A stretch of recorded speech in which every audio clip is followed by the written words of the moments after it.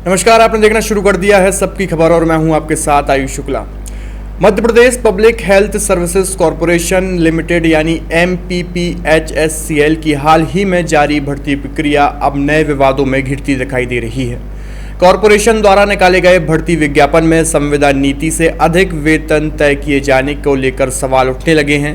मामला इसलिए भी गंभीर माना जा रहा है क्योंकि राज्य सरकार ने वर्ष 2023 में संविदा कर्मचारियों के लिए नई संविदा नीति लागू की थी, जिसमें विभिन्न पदों के लिए वेतनमान स्पष्ट रूप से तय किए गए थे।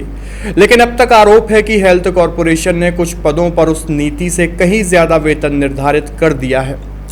भर्ती विज्ञापन में जिन पदों को लेकर सबसे ज्यादा चर्चा हो रही है उनमें महाप्रबंधक, प्रबंधक और विज्ञापन मैनेजर जैसे पद शामिल है।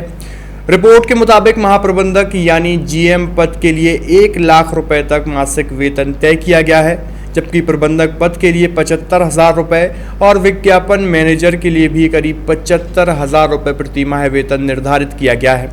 वहीं अन्य तकनीकी और प्रशासनिक पदों के लिए भी संविदा नीति से अधिक भुगतान की बात सामने आ रही है। यही वजह है कि भर्ती प्रक्रिया पर पारदर्शिता को लेकर सवाल उठने लगे हैं। दरअसल राज्य सरकार ने 22 जुलाई 2023 को नई संविदा नीति लागू की थी। इस नीति का उद्देश्य संविदा कर्मचारियों के वेतन, नियुक्ति और सेवा शर्तों में एक रूपता लाना था। स्वास्थ्य विभाग सहित अन्य सरकारी संस्थानों में इसी नीति के आधार पर नियुक्तियां किए जाने के निर्देश भी जारी हुए थे। लेकिन अब हेल्थ कॉरपोरेशन की भर्ती प्रक्रिया में अलग अलग पदों के लिए तय वेतन उस नीति से मेल नहीं खाते दिखाई दे रहे हैं। इससे कर्मचारियों और कर्मचारी संगठनों में नाराजगी बढ़ती जा रही है। खबर के मुताबिक कर्मचारी संगठनों का आरोप है कि सरकार एक तरफ संविदा कर्मचारियों के लिए समान वेतन और समान नियमों की बात करती है, वहीं दूसरी तरफ कुछ संस्थाओं को अलग व्यवस्था लागू करने की छूट भी दे रही है।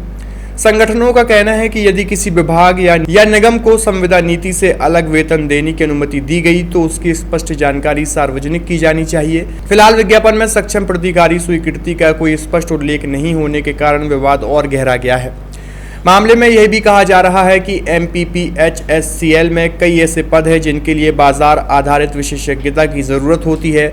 मेडिकल उपकरण खरीद प्रक्रिया, सप्लाई चेन और तकनीकी प्रबंधन से जुड़े पदों पर अनुभवी लोगों को आकर्षित करने के लिए अधिक वेतन देने की आवश्यकता बताई जा रही है। हालांकि सवाल यह उठ रहा है कि क्या इसके लिए राज्य सरकार से विशेष मंजूरी ली गई थी या नहीं। यदि मंजूरी ली गई थी तो उसे सार्वजनिक क्यों नहीं किया गया। विपक्षी दलों ने भी इस मुद्दे को लेकर सरकार को घेरना शुरू कर दिया है। विपक्ष का आरोप है कि सरकार संविदा नीति के नाम पर दोहरी व्यवस्था चला रही है।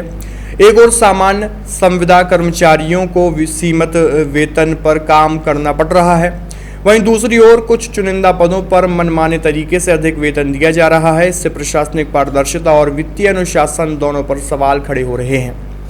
अब यह मामला केवल भर्ती प्रक्रिया तक सीमित नहीं रह गया, बल्कि राज्य की संविदा नीति और सरकारी संस्थाओं में उसकी वास्तविक पालन पर भी बहस अब शुरू हो चुकी है।